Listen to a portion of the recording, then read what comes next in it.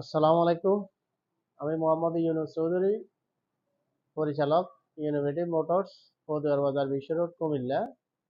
Dealer Tura motors, SML Isuzu.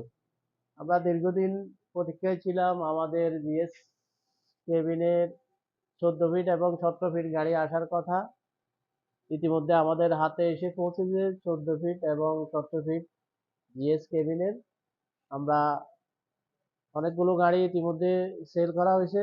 তার মধ্যে আমাদের বর্তমানে যে গাড়িগুলো আসছে এই গাড়িগুলো মূলত মাস্টার ফার্মের গাড়ি। আগে আমাদের যে গাড়িগুলো ছিল জিএস মডেলের, এগুলো ইলেকট্রিক হওয়ার কারণে অনেকে